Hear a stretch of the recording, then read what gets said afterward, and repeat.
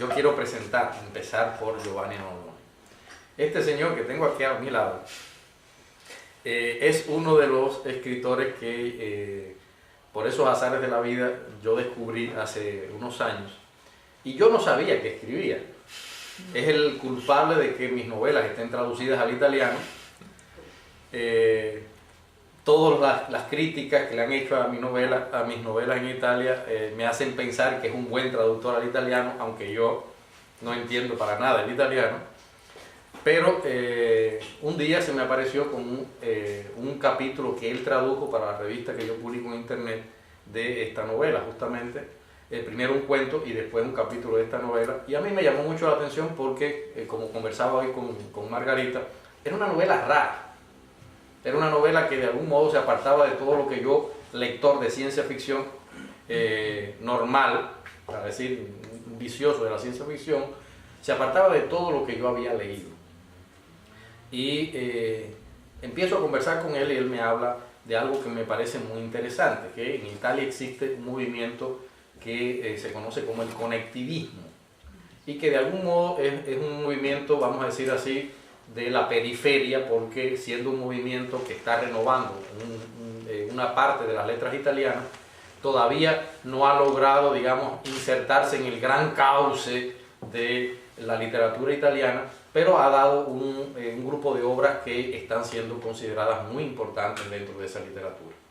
Es decir, con esta novela, es una novela, vamos a decir, Margarita hablaba de ciencia ficción, yo diría que puede catalogarse de ciencia ficción, que puede ser una novela con rasgos y con tintes históricos, que puede ser una novela futurista, que puede ser una novela, un thriller, es decir, se lee como una novela negra, es decir, tiene muchas cosas de esos géneros, digamos, tan enmarcados por la crítica. Y hoy mismo estábamos conversando él y yo que uno de los graves problemas que tenía esta novela, en el caso de la suya, era que las editoriales no sabían dónde meterla. Es decir, no sabían dónde colocarla, porque las editoriales siempre buscan un lugar donde meter un género determinado, y precisamente ese era el gran problema que tenía esta subeditorial en Italia para colocar precisamente esta novela en algún rubro promocional. Entonces, Giovanni, yo quisiera que tú, en principio, lo primero, nos explicaras aquí el conectivismo. ¿Qué cosa ustedes entienden como conectivismo? Y, o sea, aunque ahora no suenen nombres así, que nos digas nombres y no suenen nada para nosotros, ¿cuáles tú entiendes que son hoy, digamos, los punteros de esa tendencia en Italia? Muy bien, primera cosa quiero también yo agradeceros todos, agradecer a Margarita y la librería Rayuela por la disponibilidad y la atención, y a vosotros todos por ser aquí y escucharnos, ¿no?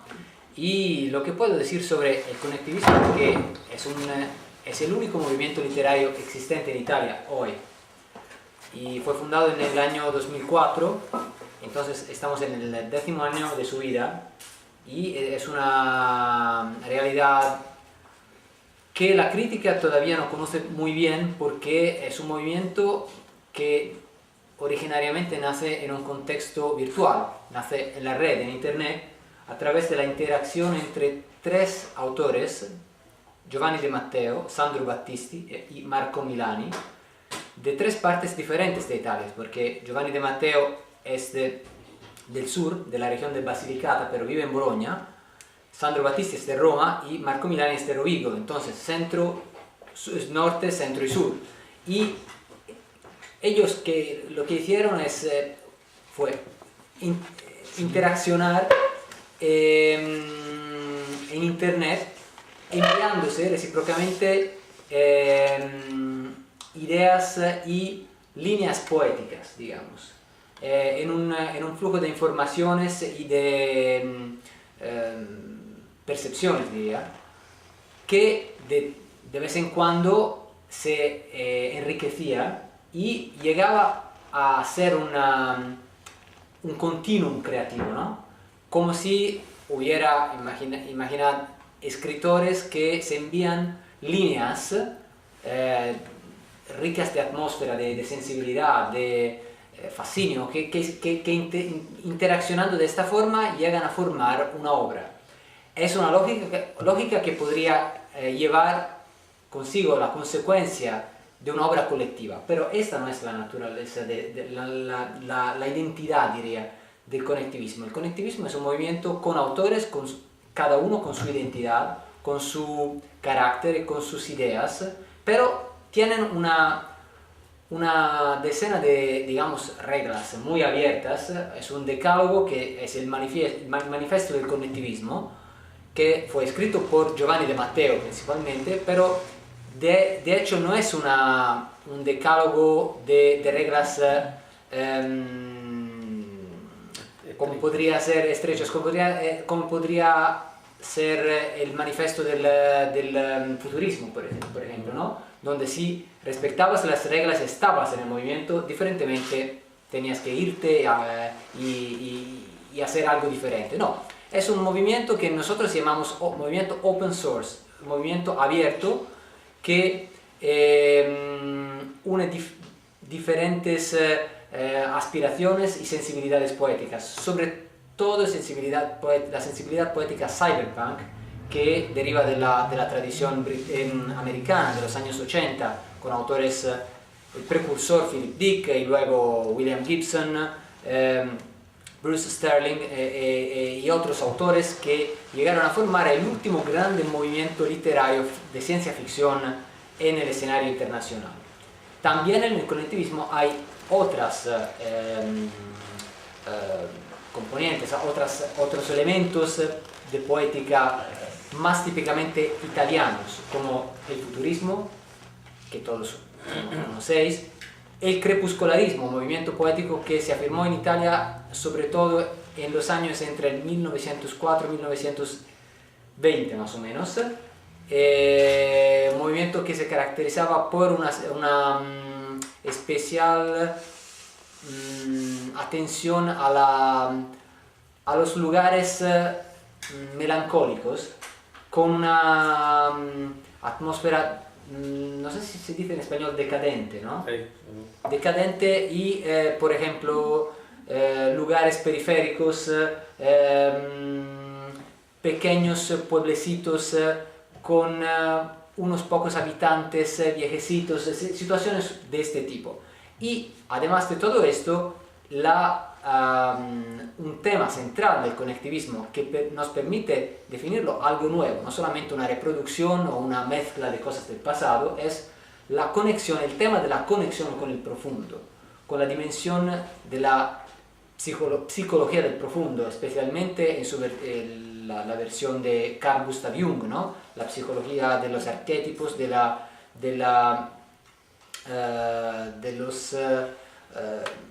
las dimensiones íntimas, donde las emociones y las memorias del pasado se mezclan y se entrelazan de una forma aparentemente indefinible y muy difícil por explicar, pero que una sensibilidad artística sin perjuicios, sin definiciones claras, permite llevar a la luz de la comprensión, ¿no? Entonces, al final, el resultado es una poética muy varia, en la que cada uno de nosotros tiene digamos, su clave, se puede decir su clave, interpretativa, su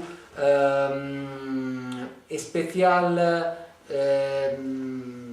manera de expresar el mundo interior y el mundo de afuera, en su interacción. Por ejemplo, hay Giovanni de Matteo, que es un escritor que se parece mucho a los maestros del género thriller hard-boiled en su versión americana.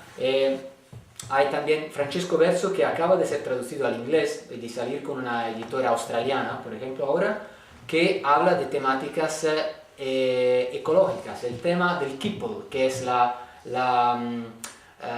proliferación de basura en las afueras de las ciudades, que en la tradición de Philip Dick llega a conseguir cada vez más espacio y a reducir la vivibilidad de las metrópolis. Y yo también, que tengo mi manera de hablar del futuro a través de la metáfora de la red, de internet, de Internet que va a morirse, ¿no? Va a acabar. Ese es el tema de mi serie de libros que se abre con Senderos de Noche y que ya conoce en italiano un segundo libro que es Partita di Anime, Partido de Almas, que acaba de ser publicado, y luego habrá la continuación, el sequel en diciembre de este año.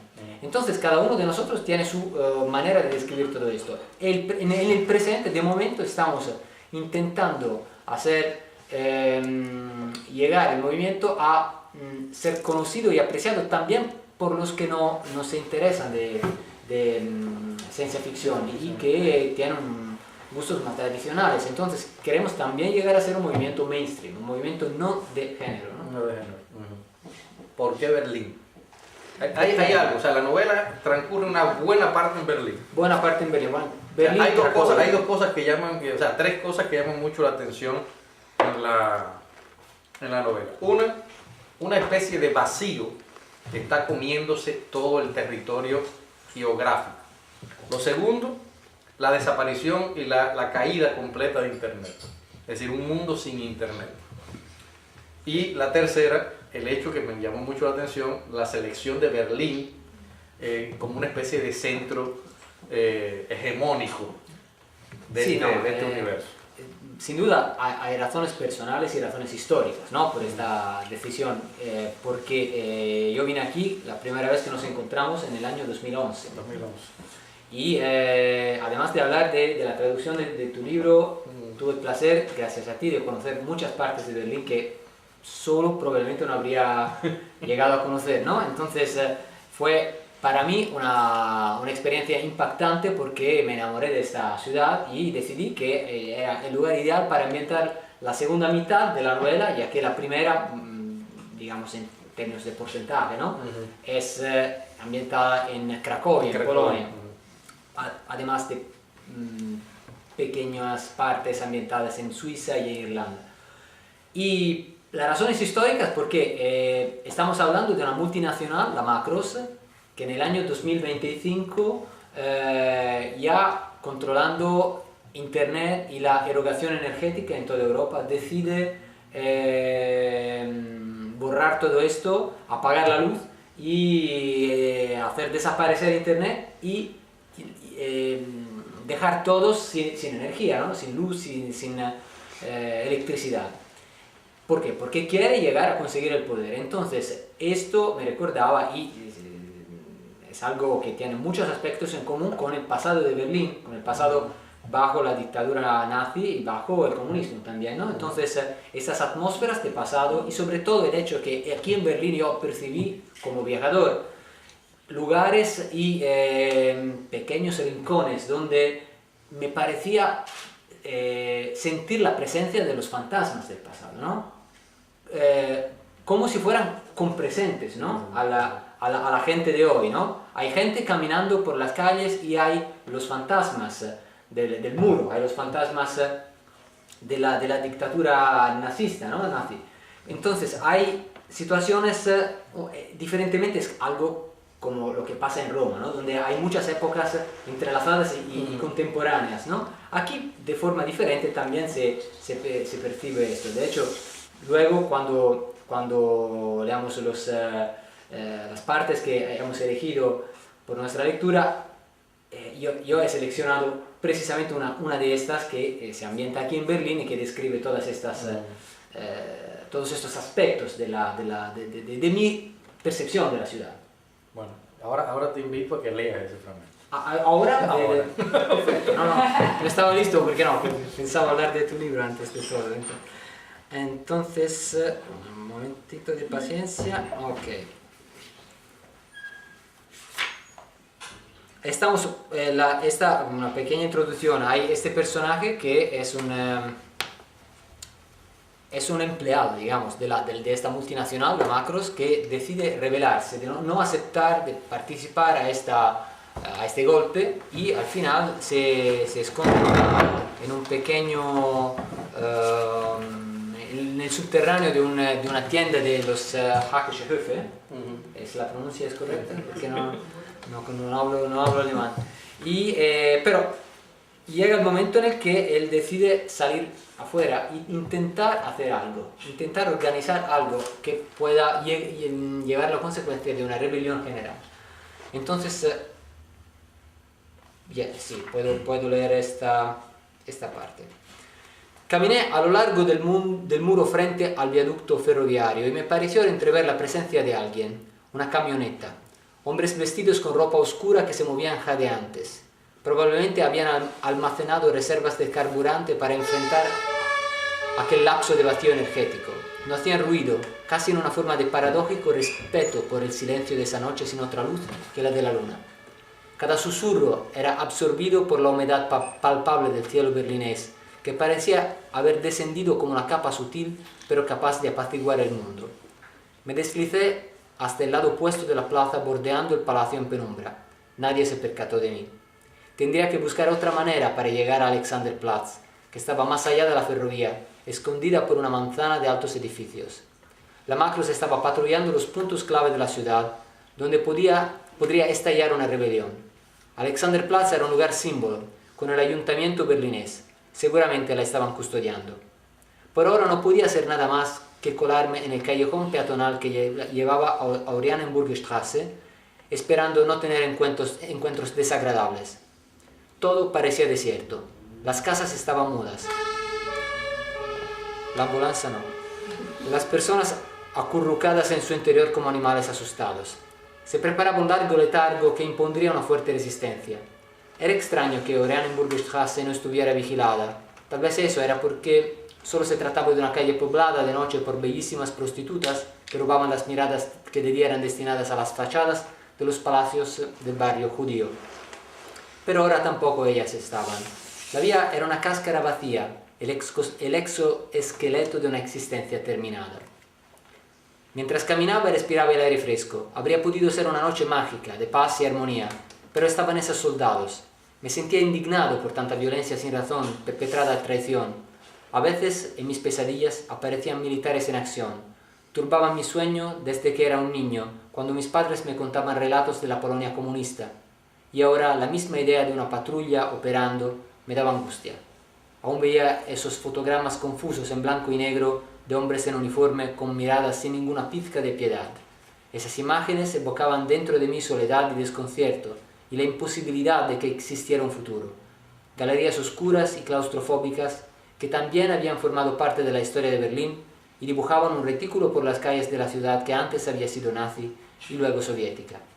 Un puzzle de piezas de horror totalitario tapizaba su alma y su topografía, y el golpe del sistema las había sacado a flote, zampándose todas las luces, los colores y el fermento de años de apogeo tecnológico.